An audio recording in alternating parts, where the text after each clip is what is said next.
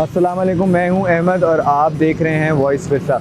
इस प्रोग्राम के अंदर हम पाकिस्तान के अंदर मौजूद मुख्तलिफ हेरिटेज साइट्स के ऊपर जाते हैं और उनको कवर करते हैं और उनसे मुंसलिक शख्सियतों की कहानी और उन इमारात की कहानी आप तक पहुंचाते हैं। इस सिलसिले के अंदर हम पहले भी बहुत सारी साइट्स के ऊपर जा चुके हैं, तो अगर आपने वो वाले प्रोग्राम्स हमारे नहीं देखे तो आप हमारे यूट्यूब चैनल के ऊपर देख सकते हैं।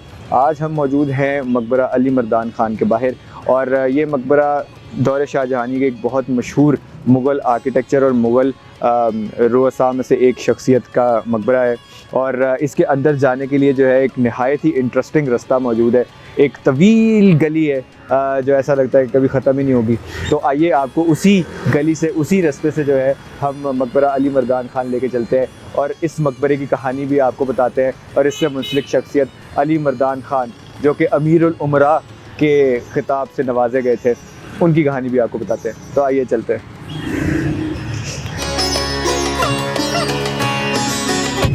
एक अंदाजे के मुताबिक ये गली तकरीबन 1000 फुट लंबी है, कोई कहता है 1 किलोमीटर लंबी है। इसकी एग्जैक्ट पैमाइश तो मुझे नहीं मालूम, लेकिन ये लंबी बहुत है। इसी गली के साथ और इसी वाइडर कॉम्प्लेक्स के अंदर एक दरबार भी मौजूद है, तो आप इस मकबरे को उस दरबार के साथ कंफ्यूज मत कीजिएगा।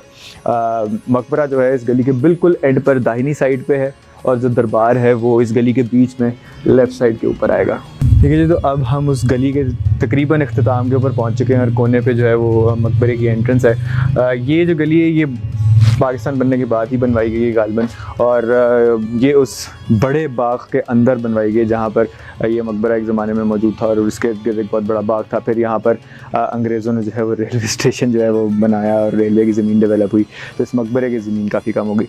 लेकिन इस वजह से कि यहाँ पर जो है वो ठीक तरीके से लोग आ सकें और लोगों को ज़्यादा इशू ना हो, तो ये रास्ता बनवाया गया और अब इसी रास्ते के अंदर से आपको आना पड़ता है। और काफ़ी सरियल एक्सपीरियंस है जब आप इतने लंबे रास्ते के अंदर आते हैं।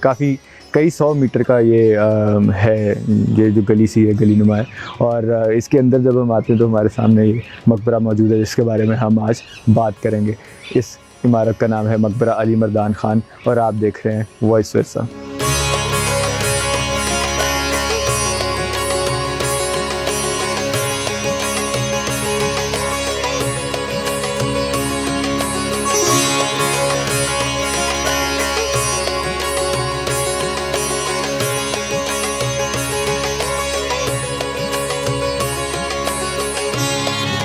अच्छा जी, तो अब हम उस तवील गली से, उस तवील रास्ते से होकर जो है वो यहाँ आ चुके हैं और आप मेरे पीछे जो इस टाइम बिल्डिंग देख रहे हैं, ये बिल्डिंग है अली मर्दान ख़ान का मकबरा।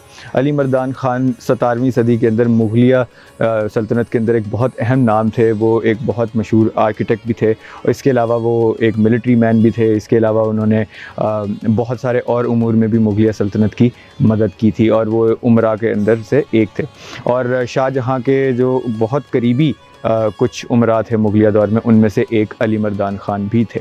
इससे पहले कि हम इस मकबरे की कहानी के बारे में बात करें और इस बारे में बात करें कि इस इमारत की क्या तारीख़ रही है और किस तरह, किन अदवार से, किन हालात से गुज़र कर अब ये इमारत इस हालत तक पहुंची है, उससे पहले थोड़ी सी बात कर लेते हैं हम अली मर्दान ख़ान की और अली मर्दान ख़ान की कहानी की। तो चलिए शुरू करते हैं।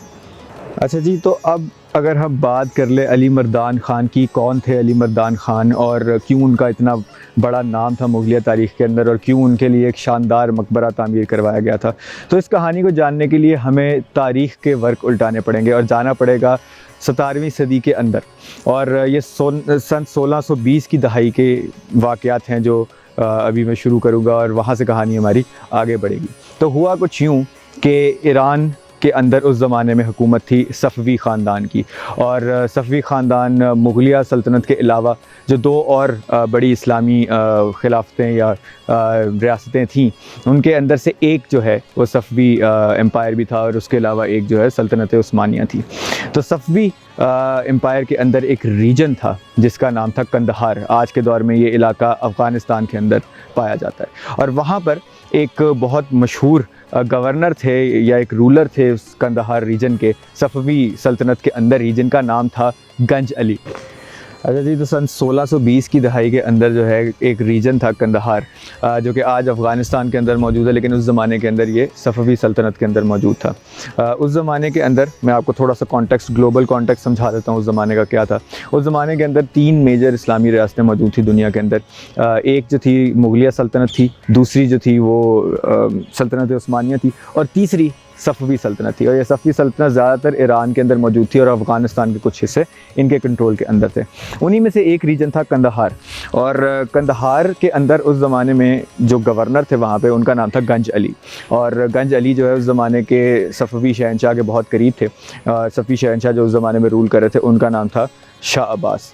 और इसी सब के चलते हुए तकरीबन 1620 की दहाई के बीच में इंतकाल हो जाता है गंज अली का, और उसके बाद जो है उनके बेटे अली मर्दान ख़ान जो है उस इलाके के गवर्नर बना दिए जाते हैं। लेकिन उसके चंद ही सालों बाद शाह अब्बास का भी इंतकाल हो जाता है, और उसके बाद उनके बेटे शाह सफ़ी जो है वो तख्त के ऊपर बराजमान होते हैं।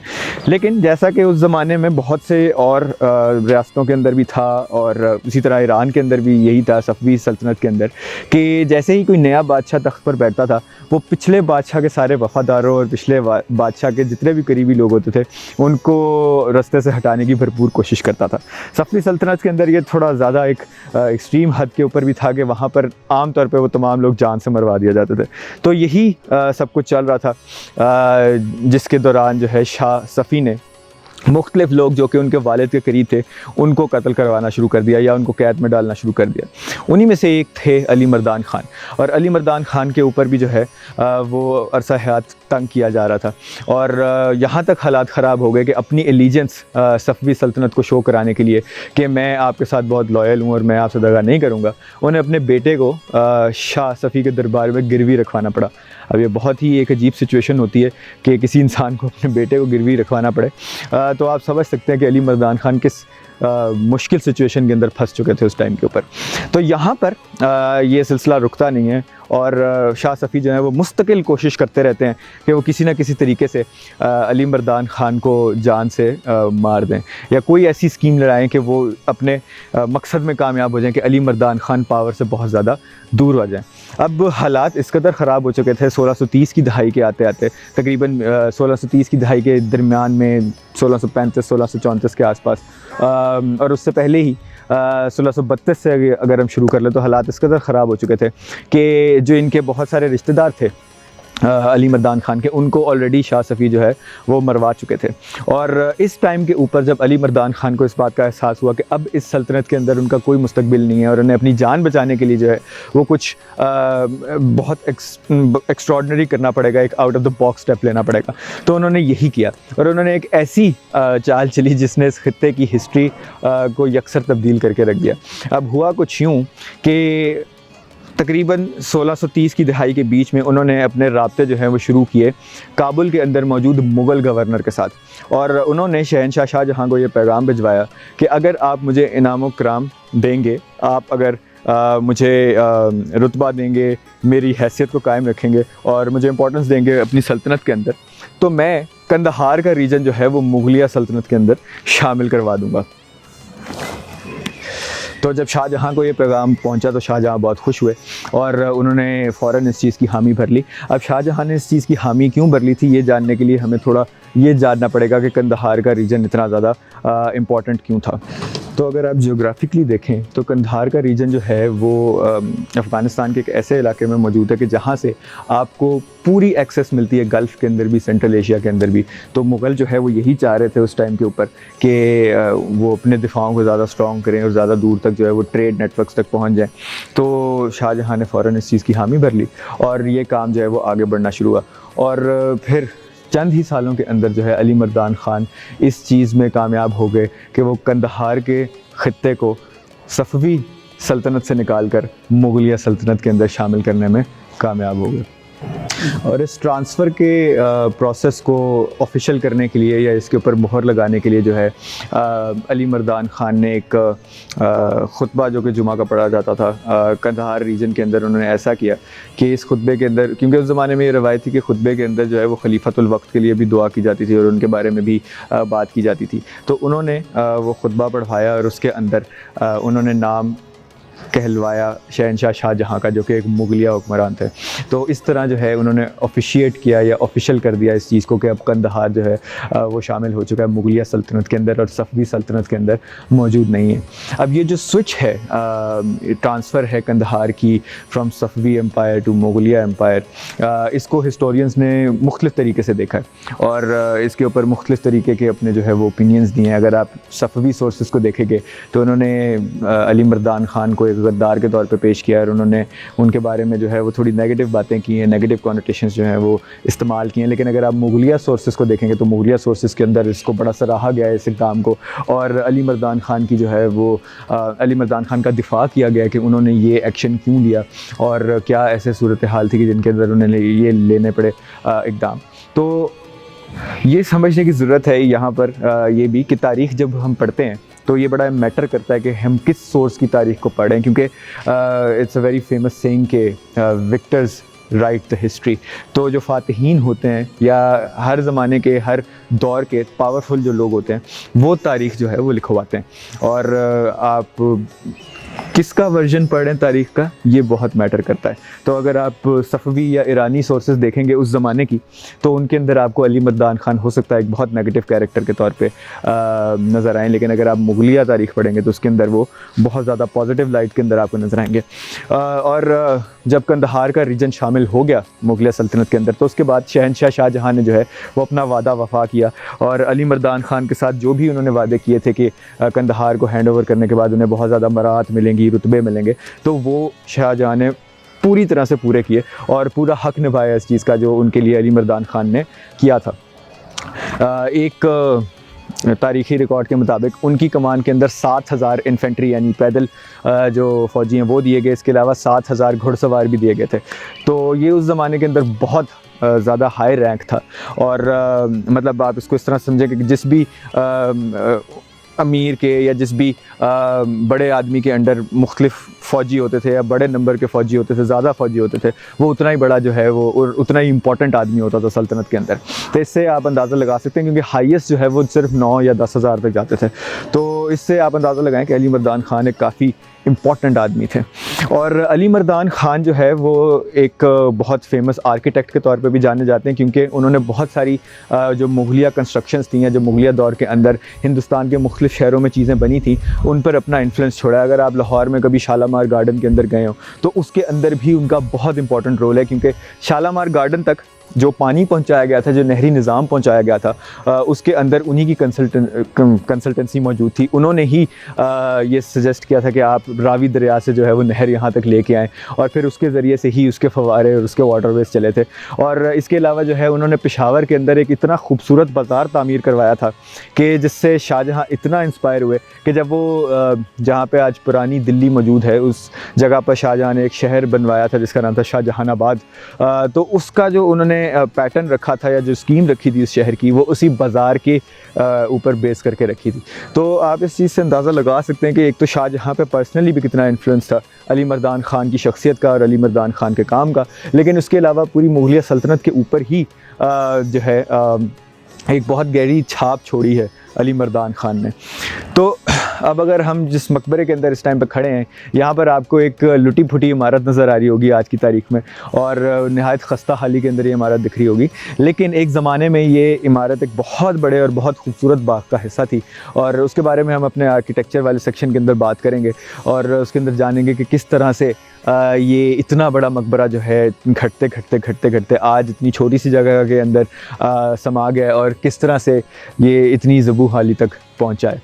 तो आइए इस मकबरे के मुख्तलिफ़ पोर्शंस की सैर करते हैं और साथ साथ बात करते जाते हैं तारीख़ की भी और साथ साथ बात करते जाते हैं इस बिल्डिंग की भी। तो आइए चलते हैं। और इन सब चीज़ों के अलावा भी अली मर्दान ख़ान ने बहुत सारे प्रोटोकॉल्स और बहुत सारी स्पेशल प्रिविलेजेस और जैसे आप कहते हैं कि लाड प्यार जो है वो इन्जॉय किया मुगलिया सल्तनत की तरफ से। अली मर्दान ख़ान कंदहार से थे जो कि एक ठंडा इलाका है, तो इसी के पेश नज़र बाद में मुगलिया सल्तनत ने उन्हें मुख्तलिफ़ ठंडे इलाकों का जो है वो गवर्नर भी बनाया, जैसे कि कश्मीर का उन्हें गवर्नर बनाया गया। कुछ अर्से के लिए उन्हें पंजाब और लाहौर रीजन का के अंदर भी कुछ दी गई पोस्ट, लेकिन बहुत कम अरसे के लिए। और उनके प्रोटोकॉल का अगर हम अंदाज़ा लगाएं तो वो इस कदर ज़्यादा था कि वो जब भी कंदहार से आया करते थे हिंदुस्तान के किसी और मेजर शहर जैसे लाहौर या आगरा वगैरह, तो उनके जो रास्ते के सारे एक्सपेंसेस हैं वो भी कवर किए जाते थे। उसके अलावा उनके जो नौकर साथ आते थे उनको भी इनामों इकराम से जो है वो नवाजा जाता था। इसके अलावा जब कभी वो ख़ुद नहीं भी आते थे और सिर्फ उनके वो एलची या जो पैगाम लेके आने वाले लोग हैं वो आते थे, तो उनको भी वैसा ही प्रोटोकॉल दिया जाता था और उनको ख़ास शाही ट्रीटमेंट दी जाती थी, ताकि जो है वो जो वादा किया था शहंशाह शाहजहाँ ने अली मर्दान ख़ान के साथ उसको पूरे तरीके से जो है निभाया जा सके। इसके अलावा लाहौर के अंदर मलका नूर जहाँ जो कि शहंशाह शाहजहाँ की सुतीली वालदा थी, उनके वालिद साहब एतमादुद्दौला की एक हवेली थी जो कि अली मर्दान ख़ान के हवाले कर दी गई। इसके अलावा और भी बहुत सारी चीज़ें जो है वो अली मर्दान ख़ान साहब के लिए की गई और जितनी अरसे तक वो हयात रहे, जितने अरसे तक वो ज़िंदा रहे, मुग़लिया सल्तनत के अंदर उनका रुतबा और उनका जो स्टैचर था वो कायम रहा। और जब वो बीमार भी पड़े थे तब भी उनकी बड़ी खातिरदारी की गई थी और उनका उस ज़माने पे भी ख्याल रखा गया था। तो ये जो मकबरा आप मेरे पीछे देख रहे हैं ये ओरिजिनली जो है अली मर्दान ख़ान ने अपनी वालदा के लिए तामीर करवाया था और इसके लिए भी जो है वो एक नहर बनाई गई थी। जिस तरह अभी शालामार गार्डन की बात की हमने कि वहाँ के लिए एक नहर बनाई गई थी, इस जगह के लिए भी एक नहर बनाई गई थी और यहाँ जो इतने सारे बागात थे उनको उनके अंदर पानी की सप्लाई लाने के लिए जो है वो उधर नहर से पानी लाया गया था। आपने जितना लंबी वो गली या जो रास्ता जिससे गुजर कर हम यहाँ तक आए हैं आपने वो देखा होगा, तो आप उससे अंदाज़ा लगा सकते हैं कि ये सारा इलाका एक ज़माने में जो है वो इसी मकबरे के बाग का हिस्सा था। तो ये कितनी बड़ी कितनी खूबसूरत जगह रही होगी। तो आइए अब ज़रा इसके मुख्तलिफ़ कोने और इसके मुख्तलिफ़ चप्पे भी आपको दिखा देते हैं और जानते हैं इस मकबरे के कुछ असरार और रमूज़। अच्छा जी, तो अब हम बात कर लेते हैं इस मकबरे के आर्किटेक्चर की थोड़ी सी। ओरिजिनली तो जैसे मैंने अभी आपको बताया कि यहाँ पे बाग मौजूद था बहुत बड़ा, यहाँ पर नहरी पानी लाया गया था, यहाँ पे वाटरवेज़ मौजूद थे, वो तो अब यहाँ पे मौजूद नहीं है, लेकिन जिस हालत के अंदर ये मकबरा अब मौजूद है इस टाइम पर उसके बारे में थोड़ी सी बात कर लेते हैं। तो अगर आप हमारे रेगुलर व्यूअर्स हैं तो आपने हमारी एक एपिसोड देखी होगी जिसके अंदर हमने बात की थी आसिफ़ ख़ान के मकबरे के बारे में, जो कि मौजूद है शादरा कॉम्प्लेक्स के अंदर, शादरा के रीजन इलाके में लाहौर में। तो उसी से मिलती जुलती स्कीम है इस मकबरे की और इसका अंदाज़ ये इस वजह से भी सिमिलर है क्योंकि ये तकरीबन एक ही टाइम के अंदर बने हैं, शाहजहाँ के दौर के अंदर ही बनवाए गए हैं दोनों मकबरे। तो इनके अंदर तकरीबन एक जैसी ही जो है वो थीम रखी गई है। अगर हम देखेंगे तो हमें यहाँ पर एक हौज़ नज़र आएगा और इसी तरह के जो हौज़ हैं वो चारों साइडों पे इसके मौजूद हैं और ये जो मकबरा है ये ऑक्टागोनल है, यानी कि 8 कोने हैं इसके और इनमें से 4 कोनों के पास ऐसी सीढ़ियाँ हैं। इनमें से कुछ जो हैं वो शायद असल हालत में हैं, कुछ जो है वो नई बनाई गई हैं क्योंकि मुख्तलिफ़ हालतों के अंदर और मुख्तलिफ़ शक्लों की ये सीढ़ियाँ मौजूद हैं। और उसके अलावा अगर हम इसको देखें तो ये एक उठे हुए प्लेटफॉर्म के ऊपर बना हुआ है, यानी कि ज़मीन से जो है वो स्पेशल उठा के इसको बनाया गया है। तो ये एक मुग़ल आर्किटेक्चर के अंदर काफ़ी कॉमन कॉन्सेप्ट था कि जो है ज़मीन से ऊपर उठा के जो है वो मकबरे का फेस बनाया जाता था। इसकी बहुत सारी मुख्तलिफ़ वजूहात हैं। एक तो ये भी है कि इन मकबरों के अंदर आम तौर पर एक बेसमेंट होती है, तहखाना होता है और जिसके अंदर ओरिजिनली कब्रें मौजूद होती हैं। और इसके अलावा एक रीज़न ये भी होती है कि ये दिखाया जाता है इसको उठा के कि कोई स्पेशल आदमी यहाँ पे जो है वो दफन है और उसकी अहमियत का अंदाज़ा जो है वो इससे करवाया जाता है। तो अगर हम इसकी आर्किटेक्चर की बिल्डिंग के आर्किटेक्चर की बात कर लें, जो मकबरे की बिल्डिंग है उसके बारे में, तो जिस तरह आप देख सकते हैं कि 8 इसके कोने हैं, इसी तरह यहाँ पर 8 बड़ी बड़ी आर्चेस जो हैं वो बनाई गई हैं और वो आपस में जो है वो अंदर एक सेंट्रल हॉल के अंदर खुलती हैं। अभी हम हॉल के अंदर दोबारा जाते हैं तो इस तरह आप ऊपर देखिए तो यहाँ पर वही traditional trademark Mughal art work जो है किया गया है। ये कुछ इसमें से जो है ओरिजिनल है, शायद किसी ज़माने में यहाँ पे रेस्टोरेशन वर्क हुआ हो, लेकिन लग नहीं रहा कि वहाँ पर ऊपर वाली साइड पे ऐसा कोई काम हुआ है। नीचे वाली साइड पे आप देख सकते हैं अभी इन्होंने सारा साफ़ कर दिया, रेस्टोरेशन प्रोसेस चल रहा है यहाँ पे, लेकिन ऊपर जो है वो ओरिजिनल जो है वो मौजूद है। वहाँ पे आपको ज्योमेट्रिक पैटर्न्स भी नज़र आएंगे, फ्लोरल डिज़ाइंस भी नज़र आएंगे, फ्रेस्को काम जो है वो पूरा बड़ी खूबसूरती से यहाँ पे हुआ हुआ है। इसके अलावा ये जो उजड़ी हुई दीवारें आपको नज़र आ रही हैं इसकी आर्चेस के साइड पे जो सपोर्ट की यहाँ पे दीवारें मौजूद हैं, इनके ऊपर एक ज़माने में कीमती पत्थर लगाया गया था जो कि लाहौर के बुरे दिन जब शुरू हुए थे मुगलिया सल्तनत के एंड की तरफ, तो उस दौरान जो है वो मुख्तलिफ लोग उठा के लेके चोरी हो गए, कुछ वैसी टूट फूट का शिकार हो गए। रही सही कसर जो है वो अंग्रेज़ सरकार ने पूरी कर दी थी आके। तो ये बिल्डिंग जो है एक ज़माने में कीमती पत्थर के अंदर जो है वो लिपटी हुई थी, सिमटी हुई थी, लेकिन आज जो है इसकी ईंटें और इसके जो प्लस्तर श्लस्तर है वो यहाँ पे हमें नज़र आ रहा है। जिस तरह आप ये बीच में प्लस्तर देख रहे होंगे, जो बाइंडिंग मटेरियल है जो आज के दौर में हम इस्तेमाल करते हैं, वो तो सीमेंट का बना होता है, लेकिन इसके अंदर जो है वो स्पेशल मटेरियल यूज़ किया जाता था, जैसे कि मट्टी, चूना, छोटे छोटे कंकर। जिस तरह कंक्रीट के अंदर बजरी इस्तेमाल की जाती है, उस तरह यहाँ पर छोटे छोटे कंकरों का इस्तेमाल होता था। इसके अलावा यहाँ पर माश की दाल भी मुग़ल जो है वो प्लास्टर के अंदर यूज़ की जाती थी।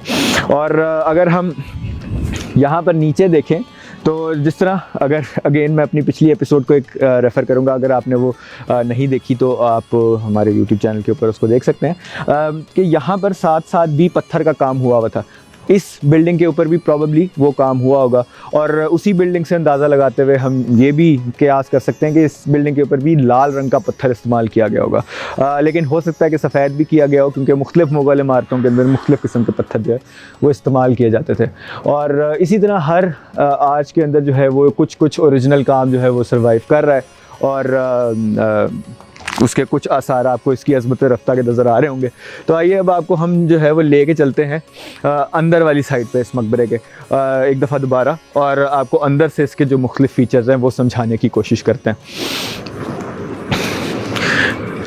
यहाँ पर हमें थोड़ी सी फ्रंट साइड ढूंढने में भी अक्सर मुश्किल होती है, क्योंकि बड़े अजीब सी शेप के अंदर जो है ना ये आज मौजूद है, क्योंकि इसकी एंट्रेंस बहुत टेढ़े एंगल पे है। ओरिजिनल जो इसकी स्कीम थी वो टोटली तौर पे डिस्टर्ब हो चुकी है, तो फ्रंट साइड ढूंढते ढूंढते हमें थोड़ा आगे आना पड़ा। तो अब हम आ चुके हैं फ्रंट साइड के ऊपर, और यहाँ से अभी हम अंदर जाएंगे। लेकिन जैसे कि आप देख सकते हैं यहाँ पे भी वैसा ही एक हौज़ मौजूद है, और जहाँ से भी हम गुज़र के आए थे वहाँ पे भी एक हौज़ मौजूद है। तो अब हम चलते हैं इस मकबरे के अंदर, और इस मकबरे के अंदर कुछ चीज़ें जो है जो बची खुची हैं उनके बारे में बात कर लेते हैं। मैं यहाँ पे खड़े होकर आपको समझाऊँ तो हमारे दाईं साइड के ऊपर जो है ये बेसमेंट या तय खाने का रास्ता है, और इस साइड के ऊपर जो है वो इसकी ऊपर वाली मंजिल का रास्ता है, और हम इन दोनों जगहों के ऊपर जाएंगे। लेकिन उससे पहले हम सेंट्रल हॉल के अंदर एक दफ़ा दोबारा आ जाते हैं। अच्छा जी, तो अब इस टाइम पे हम इस सेंट्रल हॉल के अंदर आ चुके हैं दोबारा। आप अगर इसको देखेंगे तो यहाँ पर आपको बहुत ही ब्लैंड सा ये चूना या कोई सफ़ेद रंग का, ऑफ वाइट रंग का पेंट नज़र आ रहा होगा सारी दीवारों पर। लेकिन ओरिजिनली यहाँ पर जिस तरह का हमने फ्रेस्को काम बाहर देखा है उसी तरह का काम अंदर भी हुआ था, और मुख्तलिफ मुग़ल मकबरों की तरह ये भी बहुत ही शानदार तरीके से सजाया गया था। और अगर आप ऊपर की तरफ देखेंगे तो एक बहुत बड़ा दो हैकल किस्म का एक गुंबद आपको नज़र आएगा, जिसकी पूरी खाल जो है वो उतर चुकी है। वो इसलिए भी उतारी गई है क्योंकि यहाँ पे रेस्टोरेशन का काम भी हो रहा है, लेकिन वक्त के साथ साथ बहुत सारी चीज़ें इसकी उतर गई हैं। लेकिन अगर आप बीच में कुछ स्पॉट्स के ऊपर देखेंगे तो आपको नज़र आएगा इसका ओरिजिनल डेकोरेटिव काम, जो कि आज भी सर्वाइव कर रहा है। और ये वैसा ही डिज़ाइन है जैसा कि इस्तेमाल किया गया था आसिफ ख़ान के मकबरे के अंदर, और इसी से मिलता जुलता दाई अंगा के मकबरे के अंदर भी इस्तेमाल किया गया है। वो भी हम कवर कर चुके हैं अपनी सीरीज़ के अंदर, तो आप वो भी देख सकते हैं। और ये सारे मकबरे जो है वो दौरे शाहजहानी के अंदर या शहनशाह शाहजहाँ के दौर के अंदर बनवाए गए हैं। अब इस मकबरे के अंदर एक ऐसी चीज़ है जो कि और किसी मकबरे के अंदर आपको जो है वो नहीं दिखेगी, वो है ये, जिसके अंदर हमें कब्र जो है वो उसका नामो निशान भी नहीं मिल रहा आज। असल में जिस तरह मैंने आपको पहले भी बताया कि मुग़ल मकबरों के अंदर एक बेसमेंट होती है आमतौर से, जहाँ पे ओरिजिनल कब्र मौजूद होती है, लेकिन उसके ऊपर जो है ऊपर वाली साइड पे जो सेंट्रल हॉल होता था उसके अंदर एक नुमाइशी कब्र बनाई जाती थी, जिसके ऊपर बहुत डेकोरेटिवली एक वो सीनोटाफ रखा जाता था। क्योंकि आप इतना बड़ा प्लेटफॉर्म देख रहे हैं, तो एक तो ये कि यहाँ पे एक से ज़ायद कब्रें हैं इस मकबरे के अंदर, तो और इसके अलावा एक दूसरी बात ये है कि ये जो है वो सीनोटाफ एक प्लेटफॉर्म होता है जो कि बनाया जाता है। अगर आप जानना चाहते हैं कि सीनोटाफ क्या होता है तो आप हमारी मकबरा जहांगीर वाली वीडियो को भी देख सकते हैं, क्योंकि उसके अंदर हमने बताया, एक्सप्लेन किया कि सीनोटाफ क्या होता है। बाकी मुग़ल मकबरों में लाहौर के वो अब मौजूद नहीं है ज़्यादातर के अंदर, लेकिन जहांगीर के मकबरे में सीनोटाफ आज भी मौजूद है। तो उसके ऊपर रख के एक रेस प्लेटफॉर्म पे वो नुमाइशी कब्रें जो है वो बनाई जाती थी, और यहाँ पर भी बनाई गई थी, लेकिन अब यहाँ पर मौजूद नहीं है। आप अगर यहाँ पर नज़र दौड़ाएँ जाएंगे तो आपको मुख्तलिफ मज़दूरों का सामान और रेस्टोरेशन के लिए ये डंडे वंडे नज़र आएंगे। तो यहाँ पे अभी रेस्टोरेशन वर्क चल रहा है, इसकी बहाली के लिए काम चल रहा है पिछले तकरीबन 1 साल से, जो कि आने वाले कुछ अरसे के अंदर जो है हो सकता है कंप्लीट हो जाए। तो अब जो है हम आपको लेके चलते हैं इस मकबरे की कुछ स्ट्रेंज जगहों पे, कुछ आपको और चीज़ें दिखाते हैं कि इस मकबरे के अंदर क्या चल रहा है। हो सकता है हम अक्सर मुग़ल मकबरों के अंदर जाते हैं तो ऐसी जगहों पर रसाई जो है वो मुमकिन नहीं होती, जैसे छत या बेसमेंट वगैरह, लेकिन यहाँ पर जो है वो रसाई हमें हासिल है। तो आइए बेसमेंट के अंदर चलते हैं एक दफ़ा।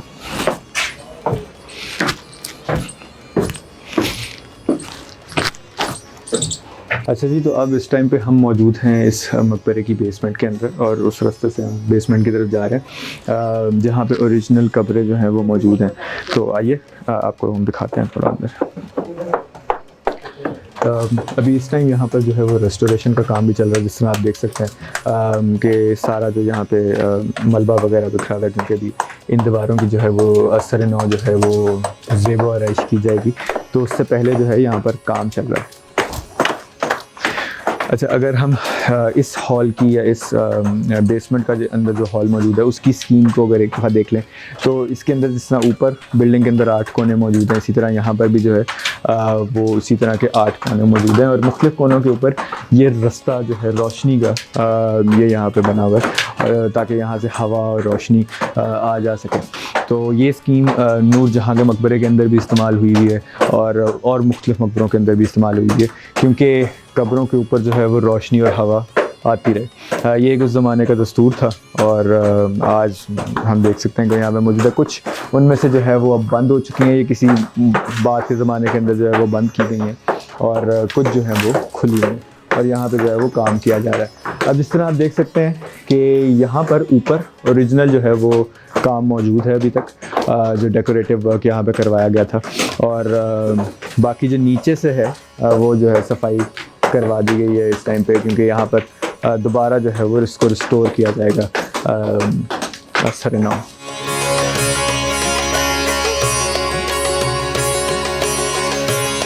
और अगर आप यहाँ पे कब्रों की तरफ देखेंगे तो यहाँ पे आपको 3 कब्रें दिखेंगी, जिस तरह मैंने आपको पहले भी बताया था कि इस मकबरे के अंदर जो है वो 3 कब्रें मौजूद हैं। तो एक जो कब्र है वो अली मर्दान ख़ान की है। अच्छा जी, तो आप जिस तरह देख सकते हैं कि यहाँ पे 3 कब्रें मौजूद हैं, 3 मुख्तलिफ़ कब्रें मौजूद हैं। इनमें से जो एक है वो अली मर्दान ख़ान की कब्र है, एक जो है वो उनकी वालदा की कब्र है जिनके लिए ओरिजिनली ये मकबरा जो है वो तामीर करवाया गया था, और एक तीसरी एक छोटी कब्र भी मौजूद है जो कि किसी बच्चे की मालूम हो रही है। इसके बारे में वसूख से नहीं कहा जा सकता कि किसकी कब्र है, लेकिन बाकी 2 कब्रों के बारे में हम जानते हैं कि किन की कब्र है। तो ओरिजिनली ये अली मर्दान ख़ान ने अपनी ज़िंदगी के अंदर ही ये मकबरा तामीर करवाया था अपनी वालदा के लिए, और फिर जब वो बीमार पड़े तो उसके बाद उनको भी यहीं पे दफन किया गया। ठीक है जी, तो अब हम चलते हैं इस मकबरे के ऊपर वाले हिस्से की तरफ। पहले हम इसकी पहली मंजिल पे जाएंगे, फिर उससे ऊपर एक और जगह है वहाँ भी आपको लेके जाएंगे। तो चलिए आइए। चलिए, ये काफ़ी घुप अंधेरी किस्म की सीढ़ी है। यहाँ पे रोशनी जो है वो बीच वाले हिस्से पे बिल्कुल नहीं पड़ती, और ये काफ़ी बड़ी बड़ी सीढ़ियाँ, ऊपर तक जाते जाते इंसान को सांस भी थोड़ा चढ़ जाता है। लेकिन इसके ऊपर से जो मंज़र देखने के लिए मिलता है वो नहायत ही खूबसूरत है। तो इसी अच्छा जी, तो हम इन सीढ़ियों से होते हुए अब ऊपर पहुंच चुके हैं, और यहाँ से सांस फूल चुके हैं, क्योंकि काफ़ी ऊंची ऊंची सीढ़ियाँ और काफ़ी लंबी सीढ़ियाँ।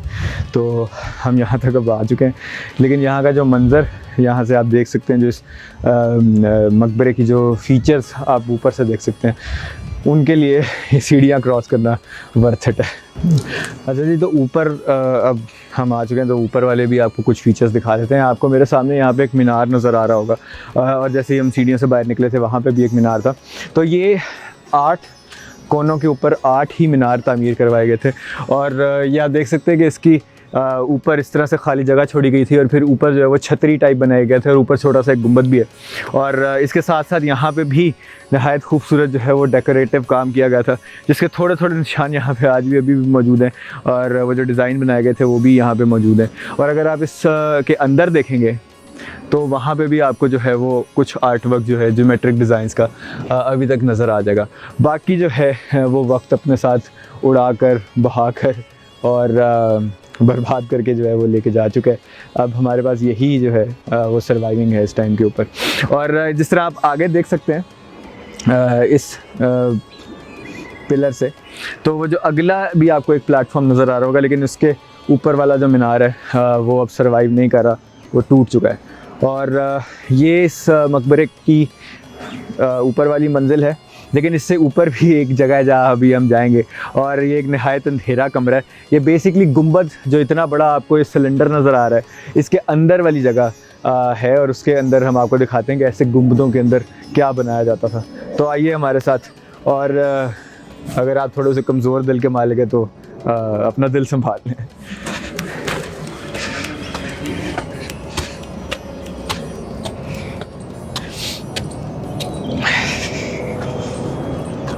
जी, पहले तो यहाँ से खड़े होकर जो आप मंज़र एंजॉय कर सकते हैं वो देख लें एक दफ़ा मेरे पीछे। लाहौर के अंदर बहुत ही कम ऐसी जगह हैं जहाँ पे दरख्त आपको इतनी बड़ी तादाद के अंदर लगेंगे। तो ये हमारे पीछे जो है वो रेलवे की ज़मीन है, और ये अंग्रेज़ सरकार के ज़माने में ही इसके बागात की जो है वो बर्बादी की गई थी यहाँ पर रेलवे स्टेशन बनाने के लिए और रेलवे की ज़मीन डेवलप करने के लिए। उसी ज़माने में ये मकबरा सुकड़ के जितना आज रह गया उतना मौजूद है। और यहाँ से अब अंदर हम जाएंगे उस जगह पे जो कि गुंबद के अंदर मौजूद है, और यहाँ घुप अंधेरे के अंदर हमें भी लाइट जलानी पड़ेगी अब।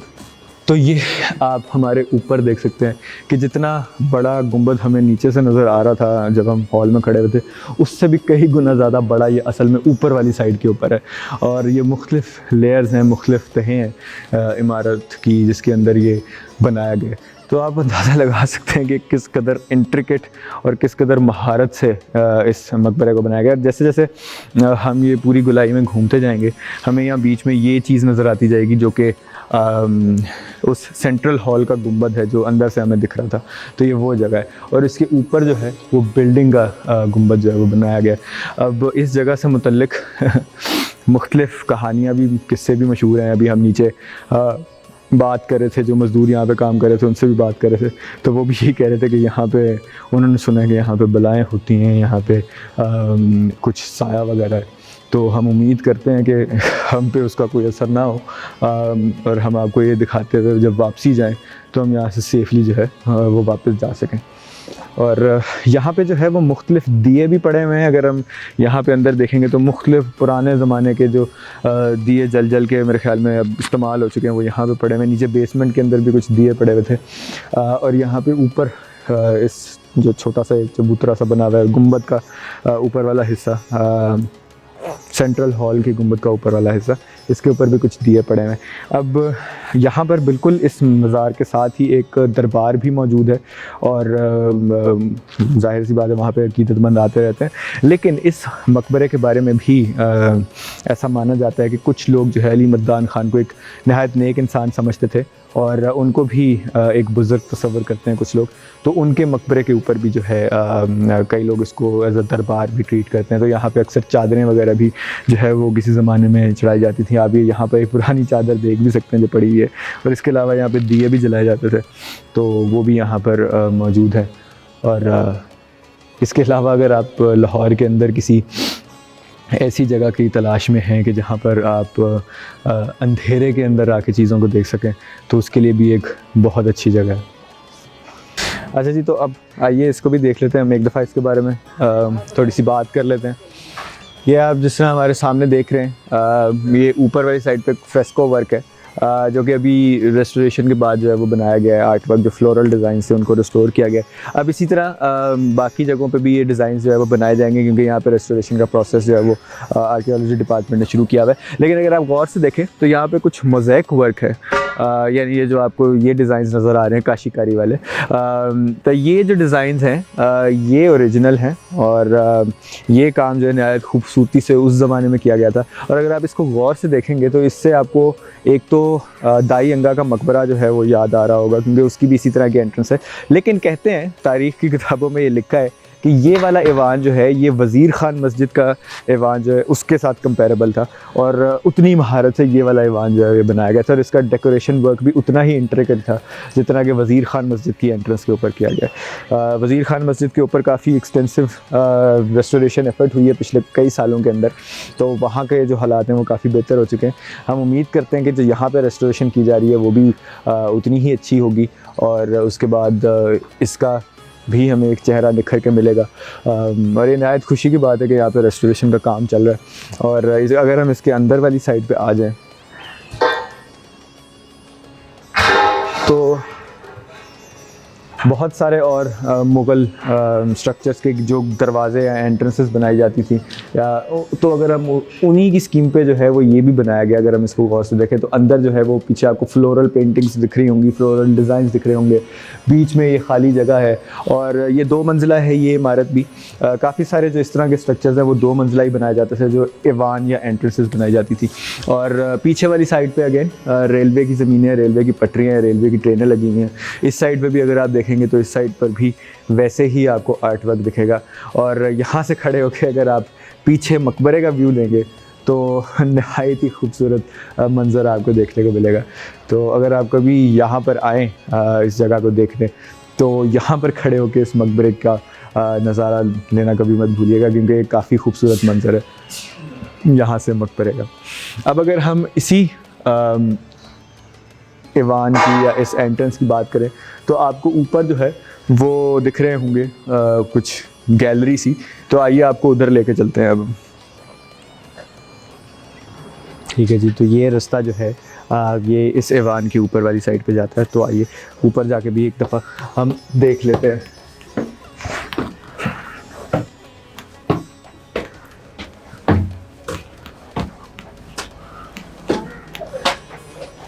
इस रास्ते के अंदर भी आपको मुख्तलिफ़ निशानात दिखेंगे उस डेकोरेटिव काम के जो कि यहाँ पे किया गया था।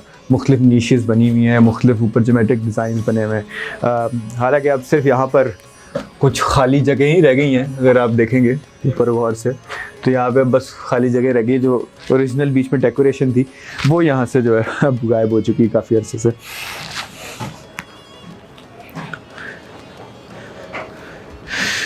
तो जी ये है वो जगह, वो गैलरी जहाँ से हम अभी नीचे से देख रहे थे जिस जगह को। आइए अब हम आपको एक और बड़ा इंटरेस्टिंग चीज़ दिखाते हैं। तो ये देखिए यहाँ पर जो है वो इस रेस्टोरेशन के अंदर जो आर्ट वर्क है वो किया जा रहा है। तो आप देख सकते हैं कि किस कदर महारत और किस कदर बारीकी से इस काम को करना पड़ता है, और किस तरह छोटे छोटे ब्रश के साथ जो है वो ये काम किया जा रहा है, और एक तवील अरसे के अंदर जो है वो ये काम कंप्लीट होता है। तो आप जब भी किसी आसार कदीमा की साइट पे जाएं तो वहाँ पे आप अगर इस तरह का डेकोरेटिव वर्क देखें तो उसको ज़रूर अप्रिशिएट करें, और उन आर्टिस्ट की एबिलिटी को भी सराहें, और गंदा मत करें इन साइट्स को। हम जिन भी साइट्स के ऊपर जाते हैं वहाँ पे हमें मुख्तलिफ वॉल चॉकिंग और लोगों ने गाड़ के अपने नाम लिखे होते हैं, तो इस तरह की काम ना किया करें।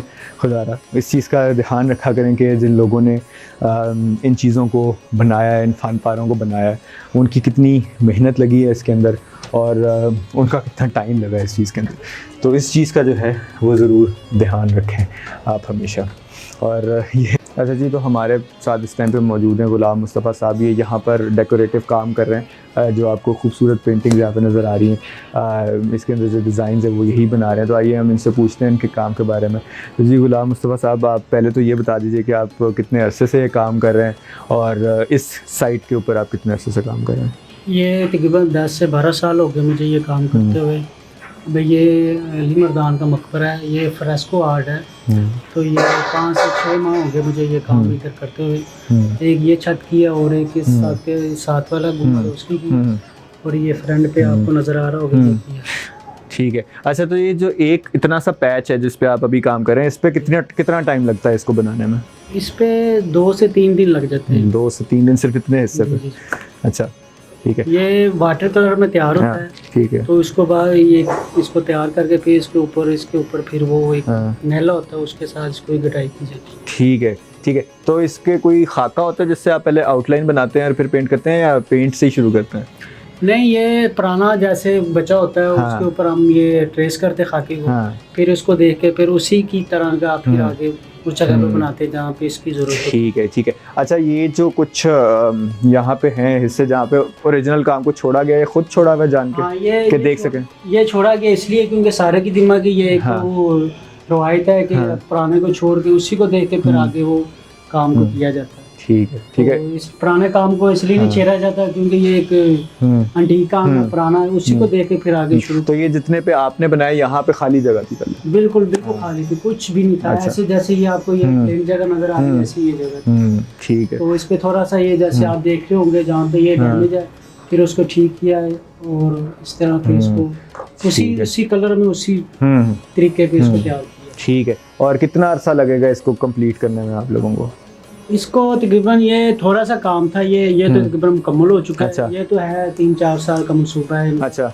और मजीद कह रहे हैं कि ये इसी तरह का ये फ्रेस्को वर्क जो सा पूरी इस सही बिल्डिंग है, में सही। तो काफ़ी अच्छे इरादे हैं डिपार्टमेंट के, और मैं अपनी टीम के बिहाफ पे भी और जो हमारे देखने वाले उनके बिहाफ पे भी आपका शुक्रिया अदा करना चाहूँगा कि आप इतना खूबसूरत काम कर रहे हैं और जो पुराना आर्ट है उसको ज़िंदा रख रहे हैं। तो आपका बहुत बहुत शुक्रिया कि आपका आप भी काम कर रहे शुक्रिया हैं। कि आप लोग गए हैं, तो आपकी वजह से ये इस काम की और वैल्यू और अहमियत हो गई है। और ये महकमा बहुत मेहनत के जी, साथ जी, ना जी। इसके ऊपर जी, जी। तवज्जो दे रहा, हालांकि ये काफ़ी अरसे ये काम जी, जी। रुका हुआ था। जी, जी, जी। तो ये आपकी वसात से ना आदमी आए तो ये और मजीद इसका ऊपर ठीक है मजीद काम हो। जी, जी, ज़रूर, इंशाल्लाह। चले जी, बहुत शुक्रिया। शुक्रिया, अल्लाह हाफ़िज़। जी। चलिए जी, तो अब हम यहाँ से ऊपर वाले मज़ीद ऊपर वाले हिस्से की तरफ चलते हैं। आइए।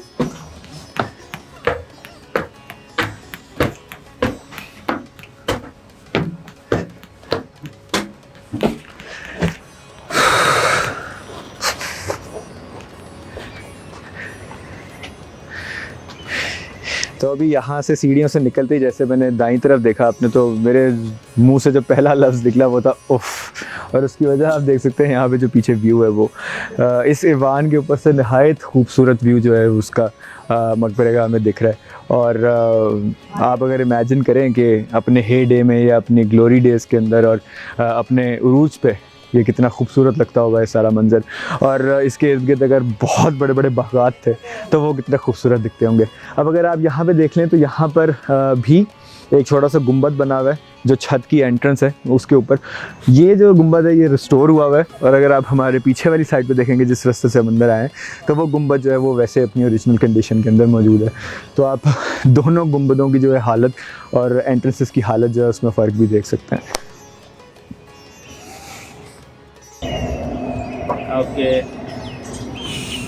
तो जी, ये था मकबरा अली मर्दान ख़ान, और हमने पूरी कोशिश की कि इस मकबरे की जो खूबसूरती है उसको आप तक पहुंचाया जा सके, और जो शख्सियत इस मकबरे के साथ मंसूब है अली मर्दान ख़ान, उनकी कहानी भी आपके साथ शेयर कर सकें, ताकि जो हमारी तारीख़ के औराक़ में मुख्तलिफ़ चैप्टर्स हैं, जो मुख्तलिफ़ हस्तियाँ हैं, जो मुख्तलिफ़ लोग हैं, उनकी कहानियाँ ज़्यादा से ज़्यादा लोगों तक पहुँच सकें, और हम बहैसियत कौम अपने हेरिटेज और अपने विरसे को सराहना जो है वो शुरू करें। क्योंकि हम अक्सर अपने हेरिटेज के बारे में, अपने विरसे के बारे में जानते ही नहीं हैं, तो हम उसकी इम्पोर्टेंस का ख्याल नहीं रखते।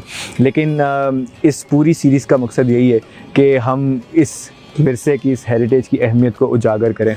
और इस खूबसूरत मकबरे पर आने का मकसद ये भी था कि हम आपको दिखा सकें लाहौर शहर में या पूरे पाकिस्तान के अंदर मौजूद जो छुपे हुए कुछ हीरे हैं, आर्किटेक्चरल या आर्कियोलॉजिकल जो हीरे मौजूद हैं वो आपको दिखा सकें। मेरे पीछे मौजूद है मकबरा अली मर्दान ख़ान, जिसके ऊपर हमने पूरी एपिसोड की। उम्मीद करते हैं कि आपको ये एपिसोड पसंद आई होगी। एक दरख्वास्त जो मैं हर एपिसोड के एंड पे करता हूँ वो ये है कि आप जब भी इन साइट्स के ऊपर आएँ, यहाँ पर एंजॉय करें, खूब अपने दोस्तों के साथ आएँ, अपने फैमिली के साथ आएँ, लेकिन खुदारा यहाँ पर गंद ना मचाएँ, ख़ास तौर पे दीवारों के ऊपर मुख्तलिफ़ चीज़ें ना लिखा करें, क्योंकि अभी जिस तरह हमने आपको जो नीचे काम दिखाया जो रेस्टोरेशन महकमे की तरफ से करवाई जा रही है उसका फिर कोई फ़ायदा नहीं रहता। और ये हम सब की सांझी प्रॉपर्टी है, किसी महकमे की प्रॉपर्टी नहीं है, ये किसी हुकूमत की प्रॉपर्टी नहीं है, हम सब की प्रॉपर्टी है। तो इसको इसी तरह ट्रीट करें कि हम सब की प्रॉपर्टी है, ना कि इस तरह की ये सरकारी प्रॉपर्टी है।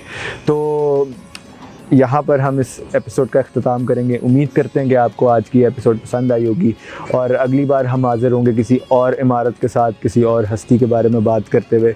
तब तक के लिए अपना बहुत सारा ख्याल रखिएगा और खुदा निगहबान।